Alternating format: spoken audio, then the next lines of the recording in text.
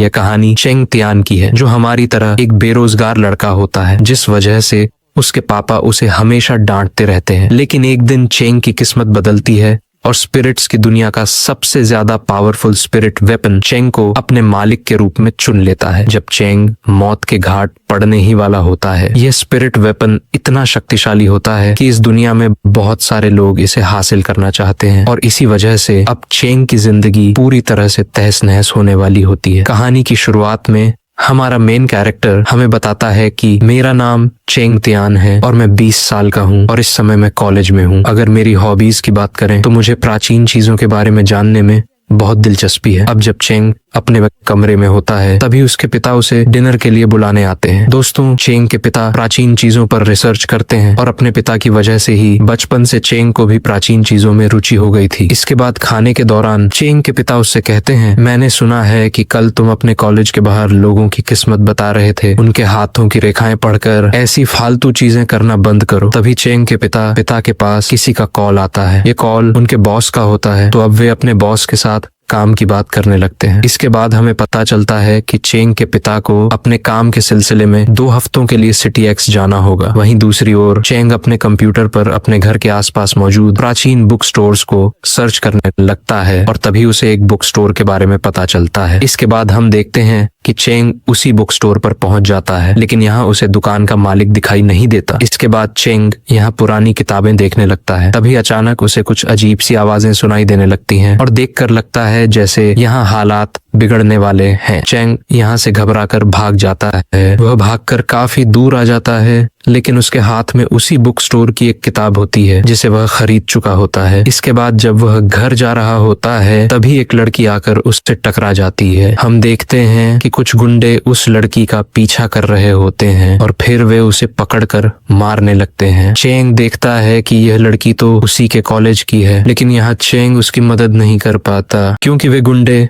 उसे भी पीट देंगे। लेकिन तभी वह देखता है कि उसकी किताब उन गुंडों के पास पड़ी हुई है। उस लड़की से सारे पैसे चुराने के बाद एक गुंडे की नजर चेंग की किताब पर जाती है। अब वह चेंग के पास आकर कहता है, क्या यह फॉर्च्यून टेलिंग की किताब तुम्हारी है? क्या तुम मुझे मेरा फॉर्च्यून बता सकते हो? जब चेंग ऐसा नहीं करता, तब वह गुंडा उसकी किताब लेकर वहां से जाने लगता है और जब चेंग उसे रोकने की कोशिश करता है, तब वह गुंडा चेंग को मारकर उसे खुद से दूर कर देता है। लेकिन मौका पाकर चेंग अपनी किताब लेकर वहां से भाग जाता है। अब वे गुंडे चेंग का पीछा करने लगते हैं। चेंग गलियों में भागता हुआ उन गुंडों से बचता हुआ दौड़ता रहता है। जैसे ही उसे लगता है कि अब वह उनसे बच गया है, तभी वे गुंडे उसके सामने आ जाते हैं। इसके बाद जब चेंग एक गुंडे के हमले से बचने की कोशिश करता है, तो गलती से उस गुंडे की पैंट उतर जाती है। यह देखकर लोग वहां फोटो खींचने लगते हैं और इसी मौके का फायदा उठाकर चेंग फिर से वहां से भाग निकलता है। लेकिन अगले ही पल उस पार्क के चारों ओर एक डोमेन बन जाता है। इससे पहले कि चेंग को कुछ समझ आए, वही मुख्य गुंडा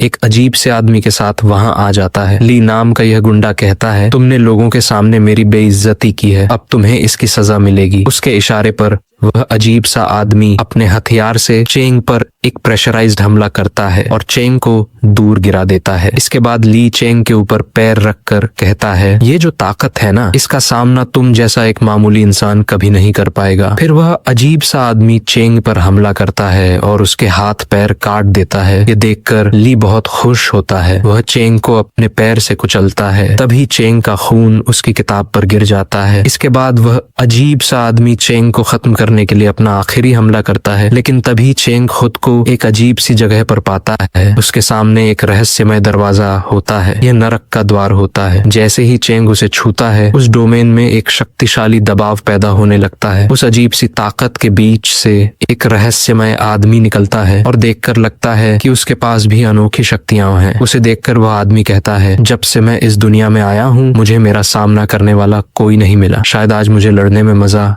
आए। फिर वह कहता है, लेकिन तुम जैसे कीड़े से लड़ने में मुझे कोई मजा नहीं आएगा। यह सुनकर वह अजीब सा आदमी उस पर हमला कर देता है, लेकिन वह रहस्यमय व्यक्ति बस अपनी एक उंगली से उस हमले को रोक लेता है और उसे दूर फेंक देता है। इसके बाद वह चेंग के जख्मों को पूरी तरह से ठीक कर देता है। यह देखकर ली चिल्लाता है, इन दोनों को खत्म कर दो। अब वह अजीब सा आदमी एक शक्तिशाली हमला करने के लिए अपनी ताकत इकट्ठा करने लगता है। तभी वह रहस्यमय व्यक्ति चेंग से कहता है, तुमने मुझे इस दुनिया में बुलाया है, शायद अब समय आ गया है। इसके बाद जैसे ही वह आदमी आदमी अपना सबसे शक्तिशाली हमला करता है, वह रहस्यमय व्यक्ति भी एक बेहद शक्तिशाली हमला करता है। दोस्तों, यह टकराव वाकई बहुत खतरनाक होता है। उस हमले में वह अजीब सा आदमी एक ही वार में खत्म हो जाता है। इसके बाद हमें पता चलता है कि वह रहस्यमय व्यक्ति और वह आदमी दोनों ही स्पिरिट्स हैं और उनके पास स्पिरिट पावर होती है। पर यहाँ चेंग को कुछ भी समझ नहीं आता। दूसरी ओर उस आदमी की स्पिरिट के खत्म होने के बाद वह रहस्यमय व्यक्ति भी बहुत कमजोर पड़ जाता है। इसके बाद ली की मौत हो जाती है और वह एक अजीब सी रोशनी बनकर उड़ जाता है। फिर हम एक लड़की को देखते हैं जो उस रोशनी को देखकर मुस्कुराते हुए कहती है, आखिरकार तुम मुझे मिल ही गए। अगले सीन में चेंग एक डरावना सा सपना देखकर जाग पड़ता है। सपने में वह देखता है कि वह स्पिरिट वाला आदमी उसे लिप टू लिप किस कर रहा था। चेंग हांफते हुए उठता है और सोचता है कि यह सब सिर्फ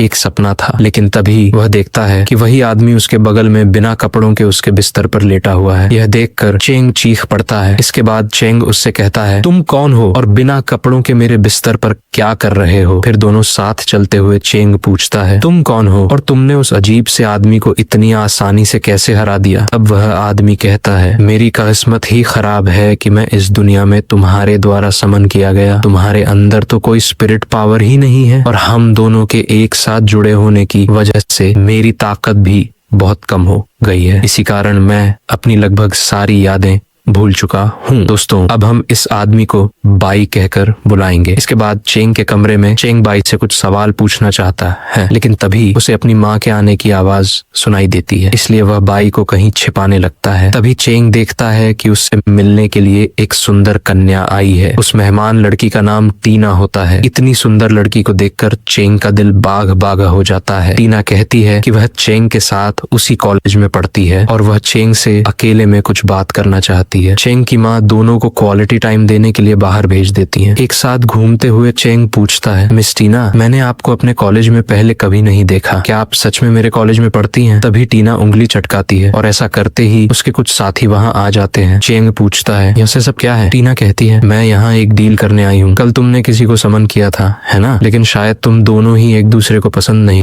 करते। कैसा रहेगा अगर तुम उसे मुझे दे दो? चेंग कुछ कह पाता उससे पहले ही बाई वहाँ आ जाता है और कहता है, मुझे लगता है ये सवाल आपको मुझसे पूछना चाहिए था। इसके बाद बाई टीना के हाथ को चूमते हुए कहता है, वैसे आप बहुत खूबसूरत। टीना यहाँ बाई को देखती रह जाती है कि ये कितना सादा हैंडसम है। अब ये प्यार मोहब्बत वाला सीन देख चेंग कहता है, ये सब क्या हो रहा है? हाँ, और तू साले लड़कियों से तो अच्छे से बात करता है, मेरे सामने एटीट्यूड दिखाता है। और तभी टीना का ये साथी बंदा कहता है, चरकिट मैडम से दूर हो। पर बाई कहता है, पता लगाना चाहेगा कि कौन है चरकिट। लेकिन तभी यहाँ चेंग चिल्ला कर कहता है, बस बहुत हो गया, मैं बाई को तुम लोगों को नहीं बेचने वाला। मैं भले हमनी बहुत ताकतवर नहीं हूँ, लेकिन मिस टीना मेरे भी कुछ उसूल हैं। बाई ने मेरी जान बचाई है, इसीलिए मैं इसे आपको नहीं बेचूंगा। जिसके बाद बाई और चेंग वापस घर आ जाते हैं। अब दोस्तों, मैं तुम्हें बता दूं कि बाई एक स्पिरिट वेपन है, इसीलिए चेंग उससे पूछता है कि ये स्पिरिट वेपन क्या होते हैं। तो अब सबसे पहले बाई चेंग को शैंग युआन आर्सेनल के बारे में बताता है। ये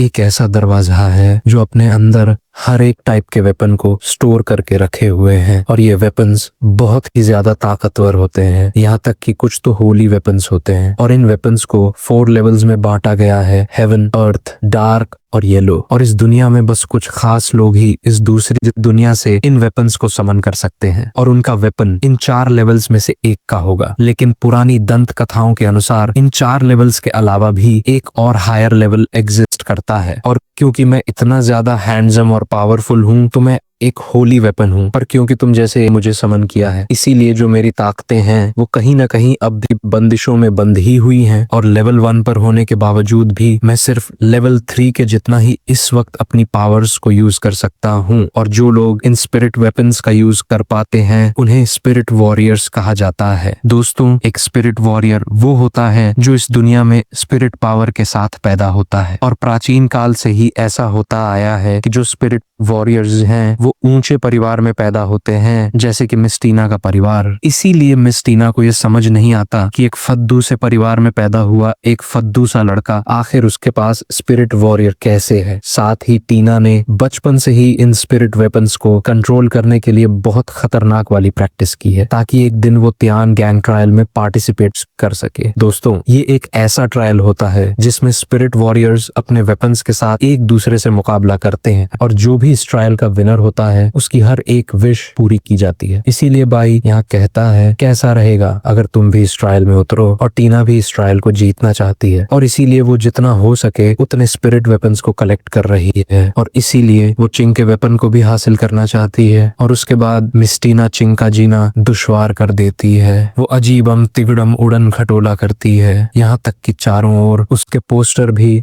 बांटवाती है। बेचारे चिंग का जीना दुश्वार हो जाता है और इसके बाद अब वो मिस टीना के साथ एक मीटिंग करता है। मैडम, क्या आपको अब तक समझ नहीं आया? मैं बाई को नहीं बेचना चाहता। बाई सिर्फ मेरा वेपन नहीं, मेरा दोस्त भी है और इसके अलावा मैं भी तियान गैंग ट्रायल में हिस्सा लेने वाला हूँ और वहाँ वही जीतेगा जिसमें ज्यादा ताकत होगी, और जितना ताकतवर बाई है मुझे पूरा यकीन है हर मुकाबले में वही जीतेगा। यहाँ पर टीना को बहुत ज्यादा गुस्सा आता है क्योंकि इस ट्रायल के लिए वो बचपन से मेहनत करती आ रही है और ये फद्दू सा लड़का ऐसे ही आकर ट्रायल में जीत जाएगा। इसलिए वो चिंग से कहती है, तुम जैसा फद्दू सा लड़का इस ट्रायल में जरा भी नहीं टिक पाएगा क्योंकि वो जिंदगी और मौत का खेल होता है, इसलिए तुम्हें चुपचाप अपना वेपन मुझे दे देना चाहिए। पर बेचारा चिंग बचपन से ही उस पर किसी को भी यकीन नहीं था, उसके खुद के पिता तक को भी नहीं कि वो अपनी जिंदगी में कुछ कर पाएगा। चिंग कहता है, मैडम, अगर तुम्हें अपनी काबिलियत पर इतना ज्यादा यकीन है तो मुझसे बाई को क्यों खरीदना चाहती हो? लेकिन अब टीना का माथा सटक जाता है। वो वहाँ एक डोमेन कर देती है और अब बस समझ जाओ कि यहाँ पर लड़ाई होने वाली है और मिस टीना के पास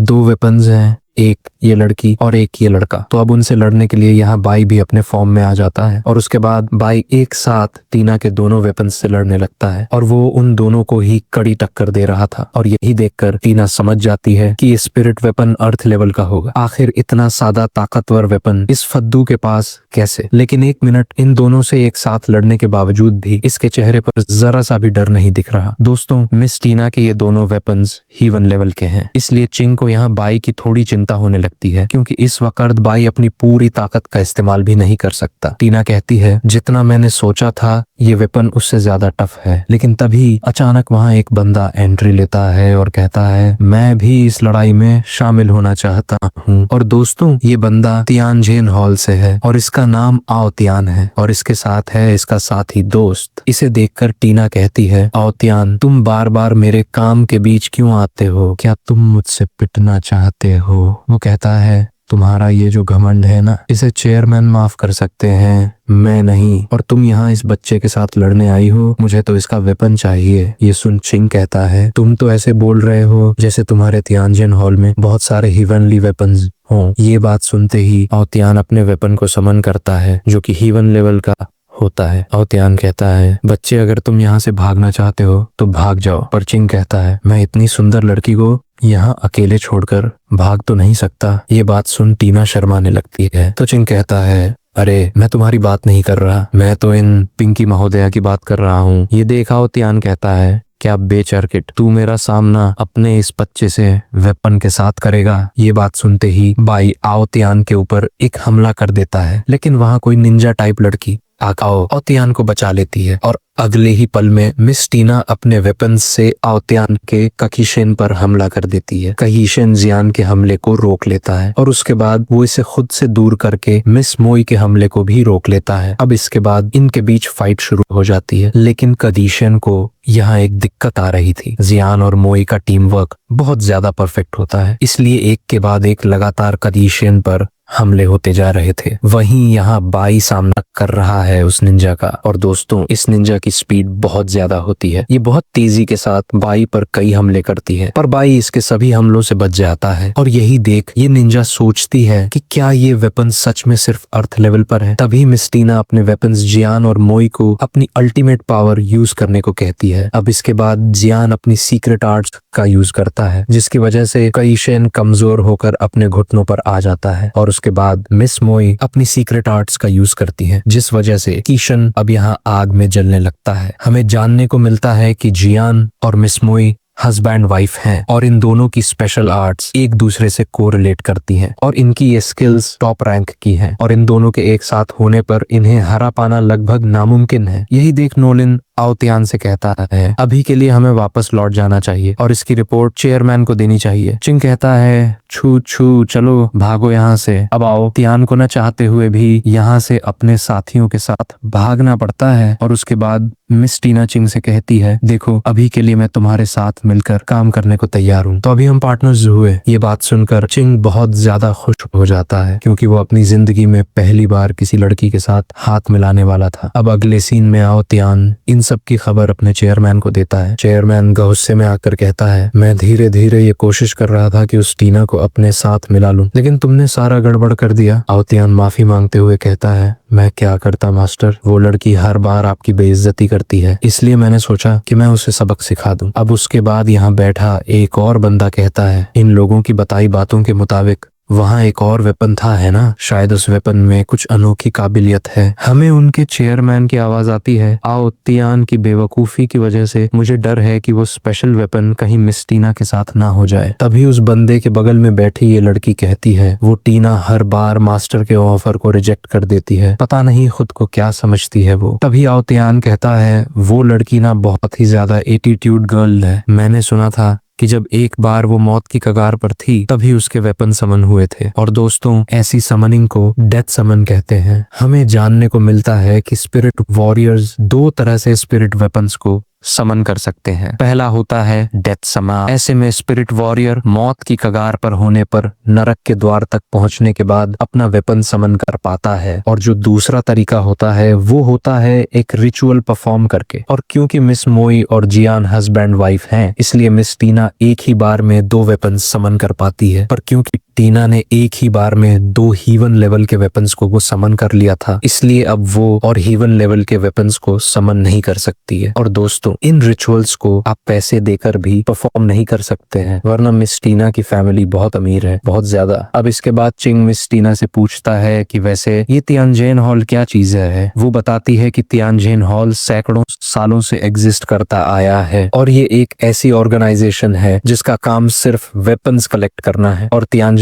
क्लैन के साथ जियान और मिस मोई का बहुत पुराना रिश्ता है, इसलिए ये लोग मिस टीना से लड़े बिना ही उन्हें अपनी टीम में शामिल करना चाहते हैं। और वैसे भी टीना से लड़ना कोई फायदे का सौदा नहीं होगा क्योंकि उसके पास दो हीवन लेवल के वेपन्स हैं। तभी यहाँ ये बंदा कहता है तियान गैंग ट्रायल जल्द ही आने वाला है और भले ही मिस टीना कितनी ही चालाक क्यों ना हो, वो अकेले इस ट्रायल को नहीं जीत सकती है, इसलिए अब वो शायद इस चिंग नाम के लड़के को अपनी टीम में शामिल करेगी। और यहाँ मिस टीना चिंग से कहती है बी माई मैन। अरे उसके कहने का मतलब है कि चिंग उसकी टीम में जुड़ जाए। चिंग कहता है आपका साथ देने में मेरा क्या फायदा होगा। वो कहती है कल रात की फाइट के बाद तियानजेन हॉल अब तुम्हारी भी दुश्मन बन गई है और वो लोग तुमसे कल रात का बदला लेने जरूर आएंगे। वो लोग तुम्हें मार भी सकते हैं, लेकिन अगर तुम मेरे साथ शामिल हो जाओ तब मैं तुम्हारी मदद कर सकती हूँ। चिंग कहता है मुझे आपका साथ देने में कोई एतराज नहीं है, पर कहीं इसमें मेरी जान को खतरा तो नहीं है ना। ये बात सुन टीना चिंग से पूछती है कि जिस बंदे को उसने पार्क में हराया था उस बंदे के साथ क्या हुआ। चिंग को पता है।